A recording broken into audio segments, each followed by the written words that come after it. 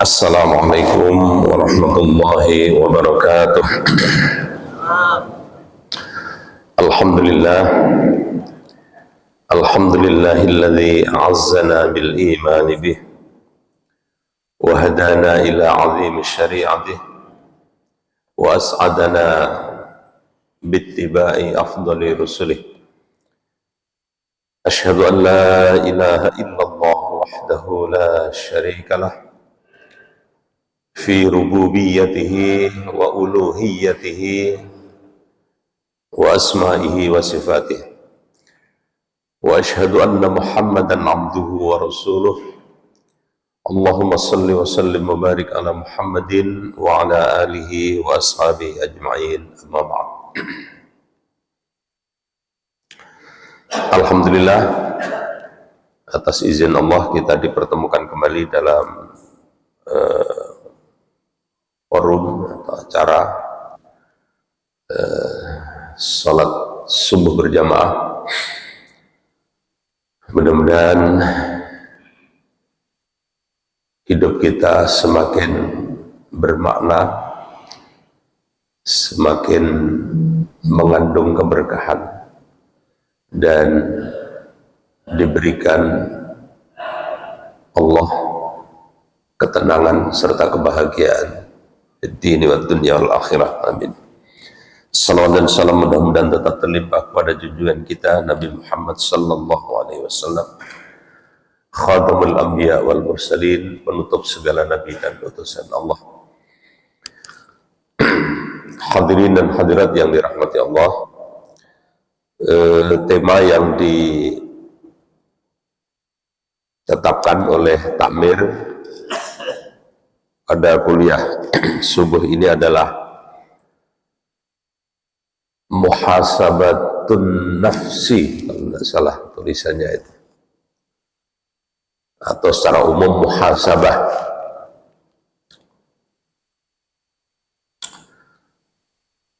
Muhasabah itu dari kata hasiba, menghitung.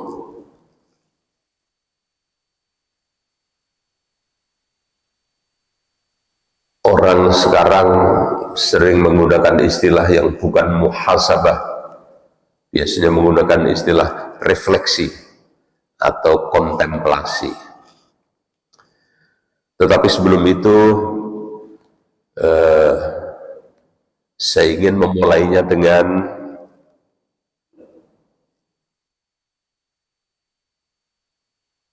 mengenang kembali peristiwa hijrahnya Nabi Muhammad sallallahu alaihi wasallam.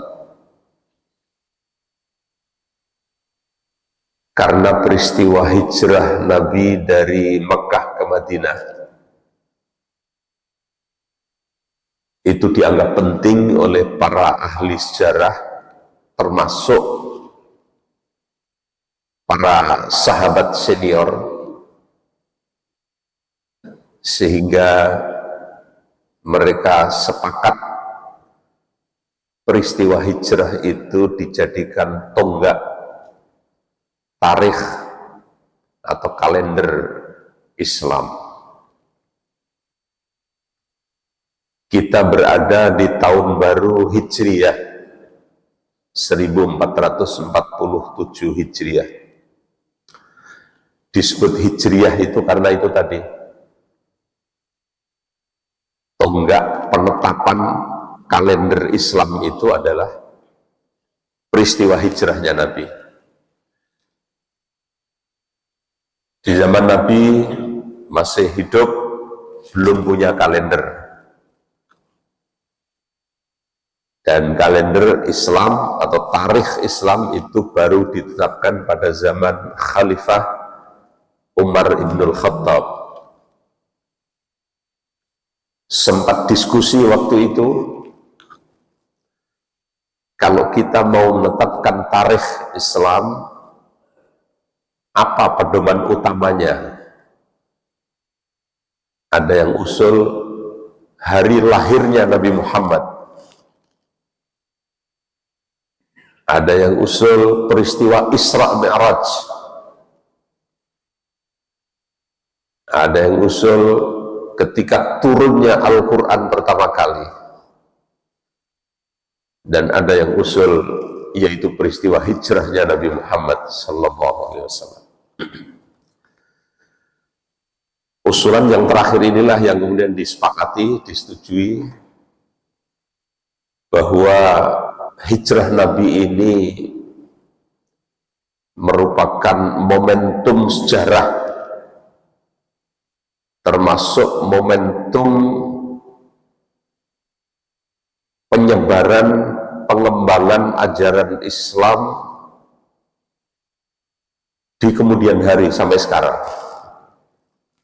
Itulah sebabnya kemudian sepakat peristiwa hijrah ini dianggap sebagai tonggak. Nah, jamaah sekalian, hijrah ini merupakan al-farqu bainal haq wal batil. Tidak semua orang mengikuti hijrahnya Nabi.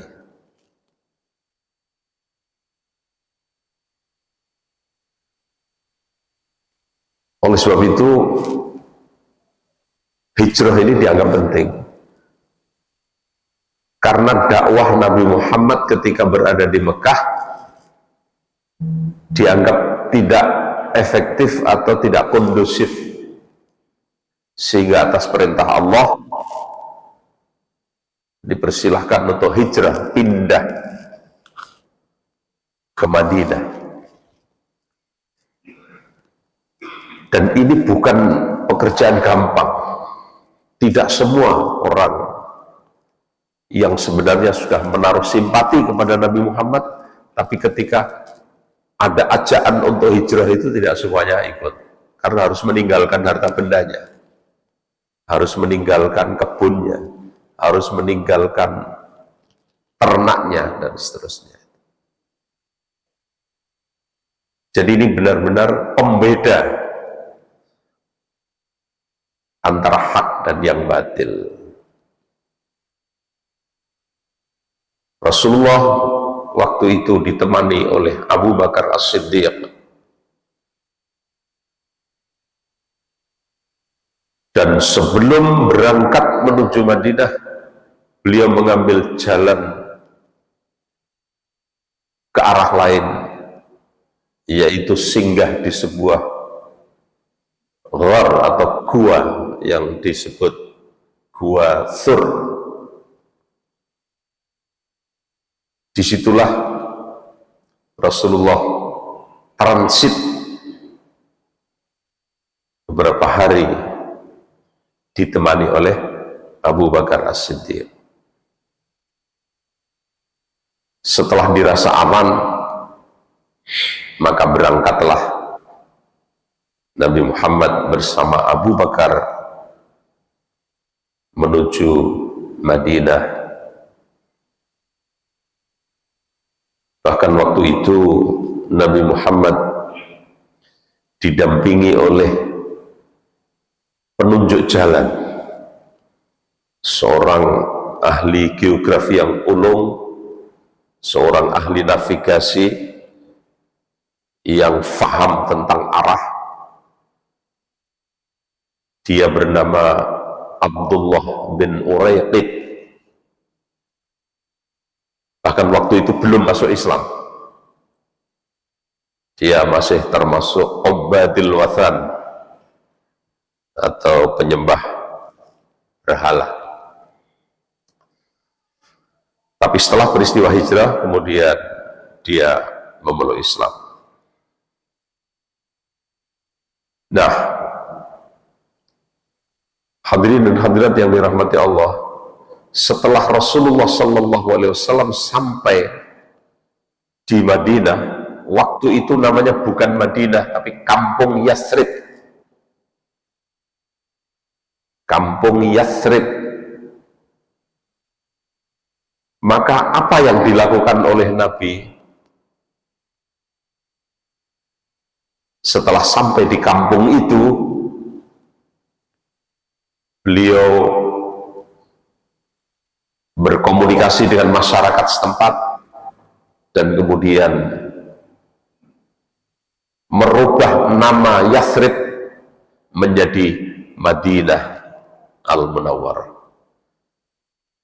Ini tanda-tanda seorang pemimpin,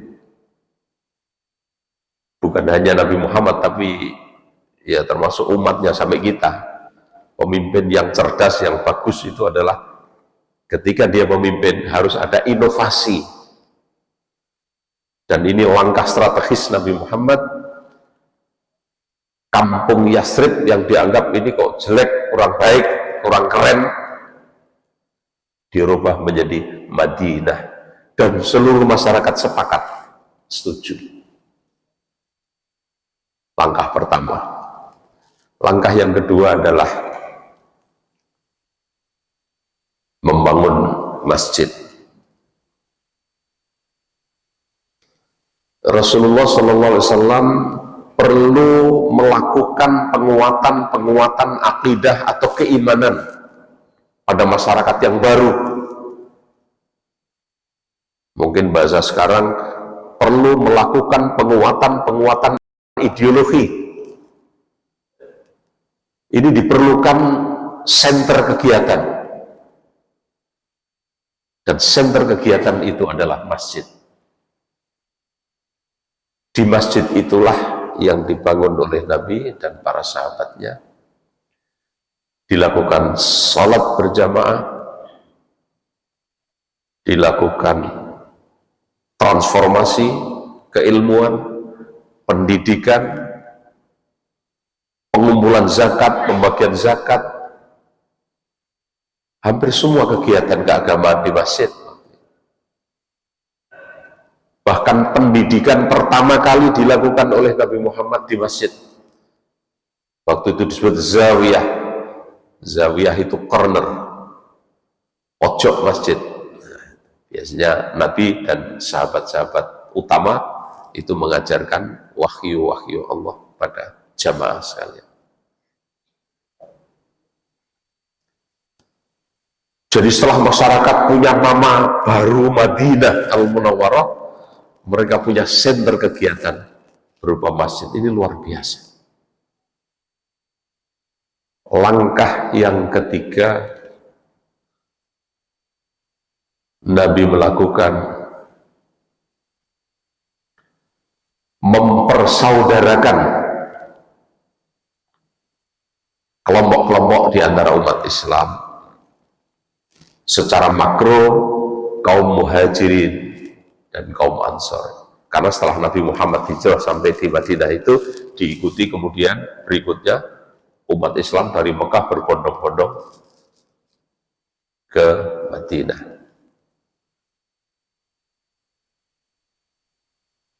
Orang Mekah dengan orang Madinah biasanya punya prestise.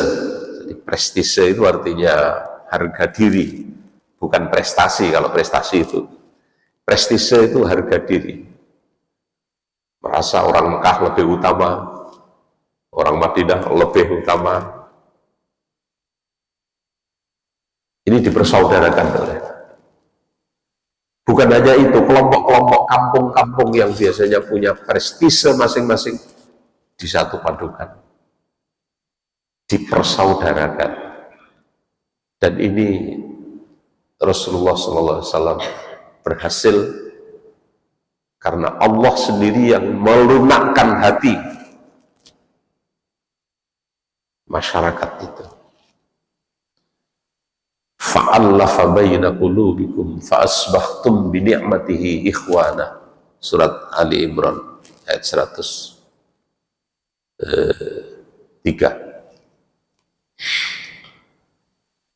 Bersatu padu dengan ajaran Islam. Memang turunan orang-orang yang suka menyatakan kelompoknya terbaik, kelompoknya yang paling baik itu memang ya sampai sekarang masih sering kita temui begitu. Itu sisa-sisa zaman jahiliyah. Dan Nabi telah berhasil itu. Masyarakat bangga dengan nama baru Madinah Al-Munawwarah. Masyarakat bangga punya senter kegiatan berupa masjid. Dan masyarakat Islam kemudian merasa punya tanggung jawab yang sama, bersatu padu. Ini luar biasa. Langkah terakhir yang keempat adalah Nabi melakukan negosiasi dengan kelompok-kelompok di luar Islam. Bahwa kita ketahui Madinah itu sesungguhnya kota metropolitan, kota yang majmuk, bukan hanya umat Islam, ada orang Yahudi, ada Ubadil Wathan, orang Kristen dan lain-lain. Nabi mengajak komunikasi, hidup bersama, berdampingan, saling menghormati, tidak mencampur adukkan keyakinan, dan mereka sepakat itu. Sehingga tersusunlah sebuah komitmen konstitusi pertama di dunia yang kemudian dikenal dengan Sulhul Madinah atau Piagam Madinah. Di antara isi yang terpenting adalah Piagam Madinah, mari masyarakat Madinah bersatu padu membangun kota ini. Marilah kita saling menghormati di antara keyakinan-keyakinan yang ada. Dan yang ketiga, kalau ada pertengkaran di antara masyarakat, saya Nabi Muhammad sebagai pemersatu dan yang menyelesaikan masalah. Disepakati. Sehingga berkembanglah Madinah menjadi sebuah tatanan masyarakat baru dan dakwah Islam berkembang. Luar biasa. Jadi ketika 1 tahun kemudian terjadi perang Badar, itu sesungguhnya bukan karena apa-apa. Sebabnya adalah karena orang-orang kafir non-muslim menganggap kalau perjanjian Piagam Madinah ini kita pertahankan terus, habis orang Yahudi ini. Islam perkembangannya luar biasa. Oleh sebab itu harus kita rusak perjanjian itu. Terjadilah perang Badar. Jamaah sekalian, inilah sekelumit tentang keberhasilan Nabi Muhammad SAW, sebuah rangkaian ketika beliau hijrah dari kota Mekah menuju Madinah. Jadi hijrah itu pindah tempat. Nah, bagi kita harus kita maknai yang lebih kontekstual. Jangan kemudian kita harus pindah dari Surabaya kemana gitu ya, kecuali alasan-alasan tertentu. Kita harus pindah, hijrah dari ketidaksadaran menuju kesadaran bahwa beragama itu penting. Kita harus hijrah yang selama ini tidak komitmen terhadap perjuangan umat Islam, mari kita ikut. Itu hijrah kita. Setidak-tidaknya kalau tidak mampu berjuang jihad bi amwalikum wa anfusikum, misalnya membela rakyat Palestina yang sedang dijahati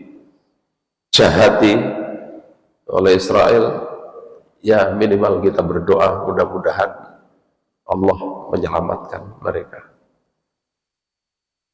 Itu bentuk kesadaran, inilah hijrah kita itu.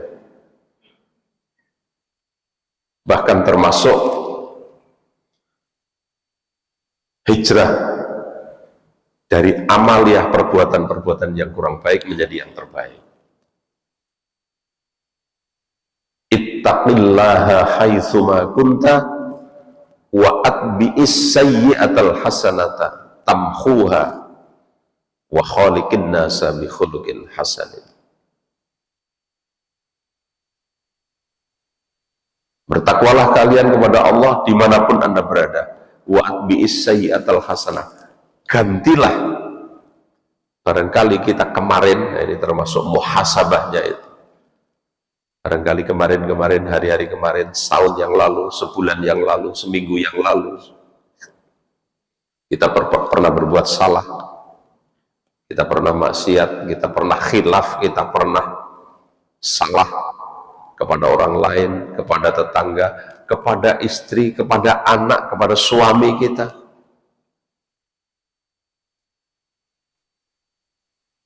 Kita perbaiki, kita ganti. Wa atbi'is sayyi'atal hasanah, kita ganti perbuatan-perbuatan jelek tadi itu dengan kita lampiri dengan perbuatan-perbuatan yang baik. Tamhuha, insya Allah perbuatan baik itu akan menghapus kejelekan-kejelekan yang kemarin itu. Ini termasuk muhasabah kita itu. Nah, terutama muhasabah pada diri sendiri atau muhasabatun nafsi. Kita tidak mampu melakukan muhasabah di wilayah politik kenegaraan. Mungkin kita belum mampu bermuhasabah tentang kondisi ekonomi bangsa Indonesia. Maka setidak-tidaknya kita bermuhasabah terhadap diri kita masing-masing. Ada sebuah ungkapan yang bagus bahwa masa lalu bukan untuk dilupakan, tetapi untuk dievaluasi. Masa depan bukan untuk dibayangkan, tetapi diraih. Berarti artinya kita optimis. Masa lalu jangan lalu dianggap selesai, menjadi pelajaran. Ibarat kita ini naik mobil atau nyetir sepeda itu, jangan kenceng ke depan saja, sekali-sekali kita melihat spion di belakang kita. Mungkin ada kendaraan lain, mungkin ada apa. Itu perlu. Tapi jangan memperhatikan belakang terus, ngobrol nanti. Jadi melihat ke belakang dalam rangka ke depan.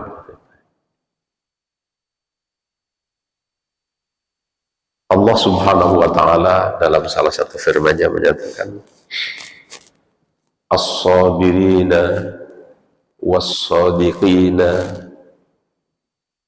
apalagi itu, wal qanitina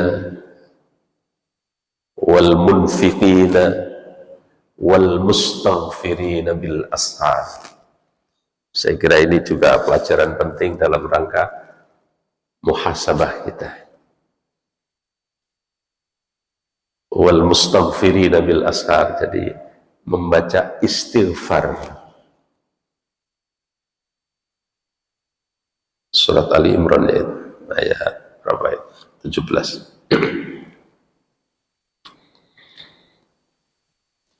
Istighfar.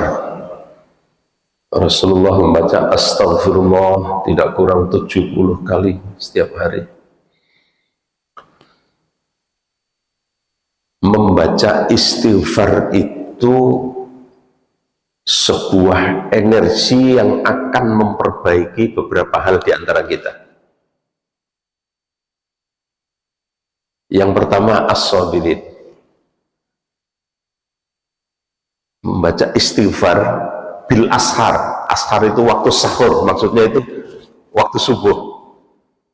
Menjelang kita subuh, menjelang salat subuh sampai selesai subuh, membaca istighfar sebanyak-banyaknya. Tidak usah dihitung 1000, 2000, sebanyak-banyaknya gitu aja. Itu akan menambah kesabaran kita, memupuk kesabaran kita. Orang sabar itu kan butuh energi rohani. Kadang-kadang kita nuturi anak kita, sik durung mempan, sabar. Tapi tidak putus asa. Memberitahu, memberi wasiat, memberi tausiah kepada seseorang, belum ada perubahan. Sabar. Jadi sabar itu tahan dalam melaksanakan perintah Allah. Nah, itu dipupuk dengan istighfar tadi. Yang kedua, wassadiqin. Istighfar itu bisa memupuk kejujuran. Betapa dalam kehidupan kita itu seringkali kita ini dihantui ya, oleh setan dalam rangka membelokkan amaliyah kita itu dari yang sebenarnya mau baik menjadi tidak baik karena hilangnya kejujuran. Mau ngomong A itu A, dibelokkan oleh setan. Ojo ngomong A, ngomong B. Jadi syaitan itu kepada manusia menggodanya itu luar biasa. Apakah orang itu kalau sudah pandai itu tidak digoda, semakin tinggi, semakin besar godaannya.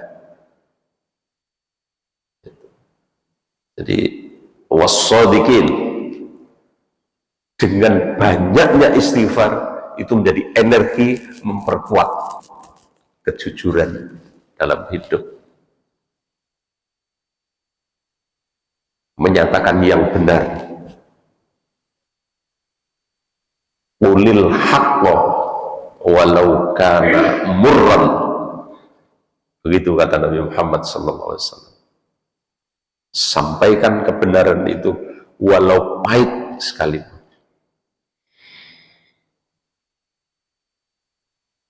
Yang ketiga, wal qanitin. Istighfar menjadi energi untuk menambah kekhusyuan dalam beribadah. Qanitin itu ketaatan ya, dalam mendekatkan diri kepada Allah. Semakin banyak kita istighfar, akan semakin khusyuk kita dalam beribadah. Ini luar biasa janji Allah ini. Karena ibadah itu adalah at-taqarrub. Dalam salah satu ta'rif atau definisi disebutkan al-ibadatu hiya at-taqarrubu ilallah.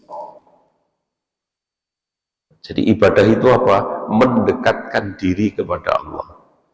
Bimtithali awamirihi, dengan cara menjalankan semua perintah-perintah Allah, wajtina binawahihi, dan meninggalkan larangan-larangan Allah, wal amali bima adzina bihi syari', dan mengamalkan semua apa saja yang diizinkan oleh syariat, oleh syarak. Maka ibadah itu wahia ammatun wa khassah. Ibadah itu ada dua, ibadah umum dan ibadah khusus. Fal amatu kullu amalin adzina bihi syari'. Kita berbuat apa saja asalkan tidak bertentangan dengan syariat, itu ibadah umum. Kita bekerja banting tulang menghidupi keluarga kita, itu ibadah. Maka harus ikhlas, harus tahan, harus sabar. Orang menggunakan ilmunya dalam rangka mencerdaskan kehidupan bangsa, menjadi guru ngaji, menjadi pengajar, menjadi instruktur. Kita niatkan yang ikhlas dalam rangka mendekatkan diri kita kepada Allah, ibadah. Yang kedua, wal khasah, ada ibadah khusus yang dikenal dengan ibadah mahdhah, ma haddadahu syari'u bijuz'iyatin, yaitu segala amalan yang sudah ditetapkan oleh Allah, oleh syariat, bijuz'iyatin, dengan teliti, wa kaifiyatin makhsusatin, dan kaifiat atau cara-cara melakukan bacaan-bacaan yang harus dibaca secara khusus. Contoh ibadah sholat, itu ibadah khusus mahdhah. Puasa, haji, zakat, itu ibadah-ibadah yang ukurannya, tata caranya sudah diatur secara rinci. Nah, ini kalau kita kompori dengan istighfar, maka insya Allah ibadah kita semakin khusyuk.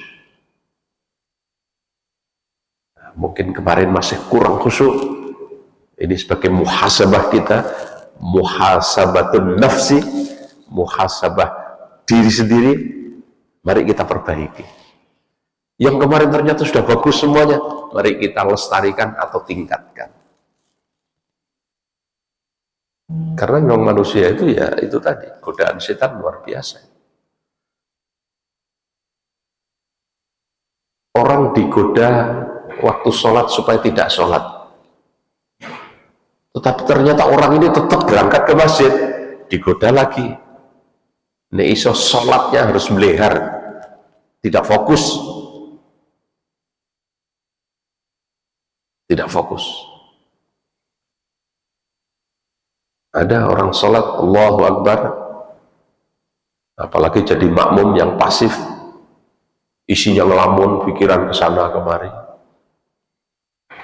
Allahu Akbar, habis sholat nanti belanja ke pasar, nyusun program, selesai assalamualaikum kanan, assalamualaikum kiri. Maka mari kita kompori ini dengan banyak istighfar. Insya Allah latihan semakin fokus di dalam beribadah kepada Allah Subhanahu wa ta'ala. Dan yang keempat, setelah wal qanitin wal munfiqin, semakin banyak istighfar, insya Allah ma'isyah kita itu semakin baik, rizki melimpah. Dan yang penting bukan melimpahnya, berkah. Bahasa agama barokah.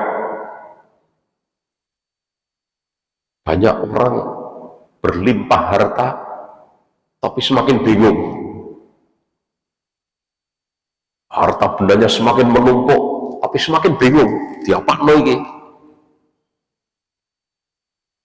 Maka yang kita minta kepada Allah itu adalah rezeki yang berkah, yang barokah. Barokah itu maknanya ziyadatul khair, kebaikan-kebaikan yang gandeng renteng, bertumpuk-tumpuk, bertambah-tambah.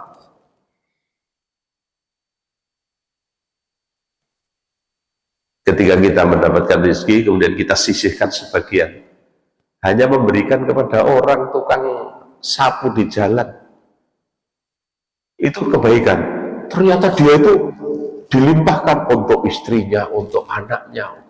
Nah, ini namanya berkah.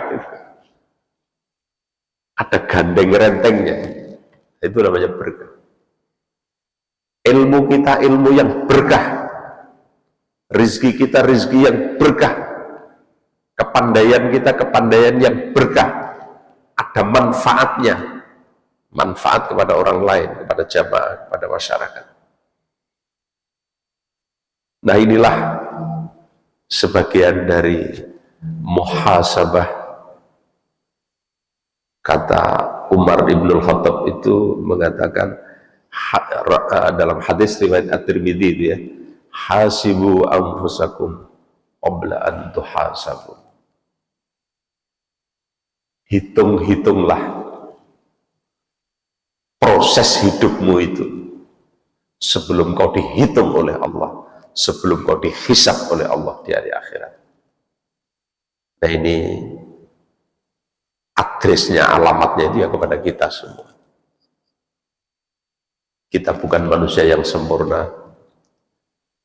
Di samping kita ada setan. Mari kita selalu mendekatkan diri kepada Allah. Dan jangan lupa, kompor kita tadi itu adalah istighfar. Tidak harus dihitung berapa kali, ya sebanyak mungkin semampu kita. Saya kira amalan-amalan kebaikan itu banyak sekali. Tapi ini contoh salah satunya itu adalah istighfar itu. Nah itu dalam rangka muhasabah kita. Inilah yang bisa saya sampaikan. Sebelum saya akhiri, barangkali ada pertanyaan, monggo silakan. Kalau tidak ada, saya kira cukup. Nasrum minallah wa fathun qarib wa basyiril mu'minin. Wassalamualaikum warahmatullahi wabarakatuh.